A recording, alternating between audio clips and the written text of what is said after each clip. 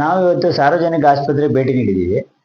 ಇಲ್ಲಿ ಭೇಟಿ ನೀಡೋಕೆ ಕಾರಣ ಏನು ಅಂದ್ರೆ, ಸಾರ್ವಜನಿಕ ವಲಯದಲ್ಲಿ ಒಂದು ಆರೋಪ ಇದೆ. 9:30ಗೆ ಹಾಸ್ಪಿಟಲ್ ಓಪನ್ ಆಗುತ್ತೆ, ಆದ್ರೆ ಡಾಕ್ಟರ್ಗಳು ಯಾರೂ ಇರಲ್ಲ ಚೇಂಬರ್ ಅಲ್ಲಿ, ಮತ್ತೆ ವಾರ್ಡ್ಗಳಲ್ಲೂ ಸಹ ಇರಲ್ಲ ಅಂತೇಳಿ ಆರೋಪ ಇದೆ.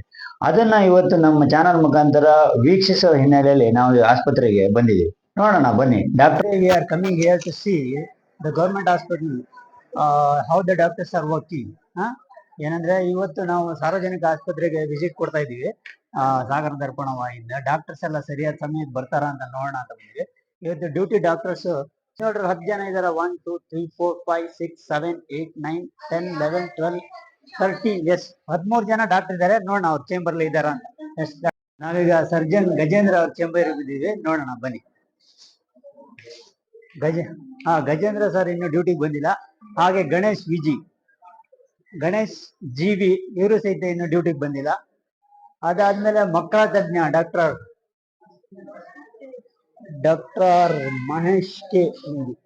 ಮಹೇಂದ್ರ ಕೆ ಏನು ಇವತ್ತು ಇನ್ನು ಡ್ಯೂಟಿಗೆ ಬಂದಿಲ್ಲ.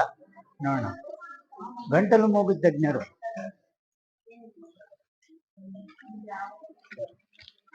ಮೂಗು ತಜ್ಞರು ಬಂದಿಲ್ಲ ಆಸ್ಪತ್ರೆಗೆ, ಬರ್ತಾರೆ ಲೇಟ್. ಯಾಕೆ ಅವ್ರು ಲೇಟ್ ಆಗಿ ಬರ್ತಾರೆ? ಹಿಡೀರಿ, ನಿಮಗೆ ಮಾಹಿತಿ ಇದೆಯಾ ಯಾಕೆ ಲೇಟ್ ಆಗಿ ಬರ್ತಾರೆ ಅಂತೆ? ನಾವು ಕಾಯ್ತಿದ್ವಿ. ನೆಕ್ಸ್ಟ್ ಇದೆಯಾ ಚರ್ಮ ರೋಗ. ನೋಡಿ, ಚರ್ಮ ರೋಗ ಡಾಕ್ಟರ್ಸ್ ಇದೆ ಇಲ್ಲ.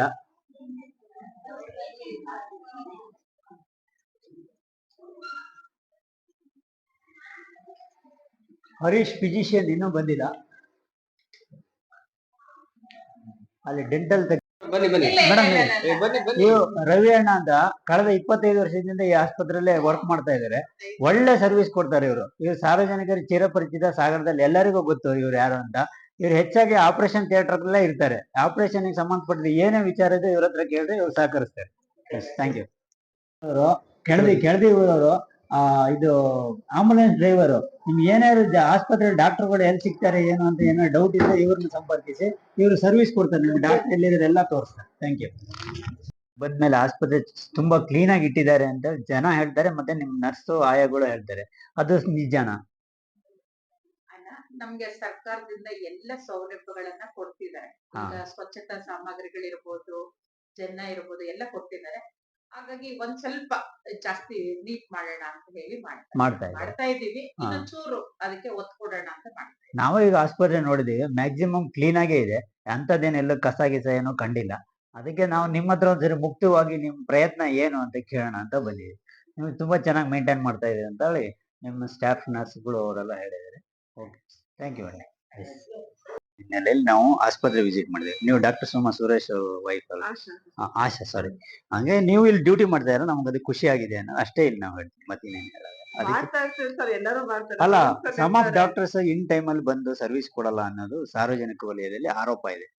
ಸೊ ಹಾಗಾಗಿ ನಾವು ನಮ್ಮ ಚಾನಲ್ ಕಡೆಯಿಂದ ಇವತ್ತು ಬಂದಿದ್ದೀವಿ. ಎಲ್ಲ ವಾರ್ಡ್ಗಳನ್ನು ನಾವು ವಿಸಿಟ್ ಮಾಡಿದ್ವಿ. Most of the doctors are working in right time. So some of doctors are not available in hospital. So we came here to inspect which are the doctors are really working in our hospital.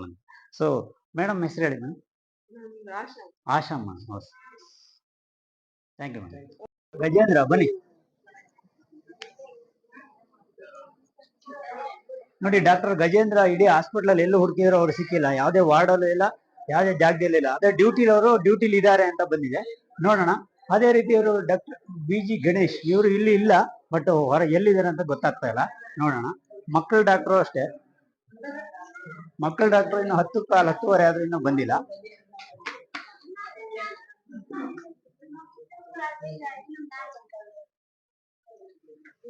ಇಲ್ಲಿ ವಿಕ್ರಮ್ ಸರ ಅಲ್ಲ, ಯಾರು ಬರ್ತಾರೆ?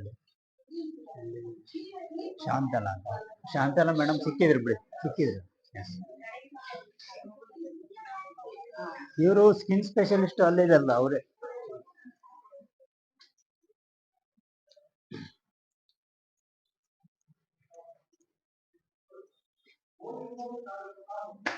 Doctor ಬಂದಿದ್ದಾರಾ?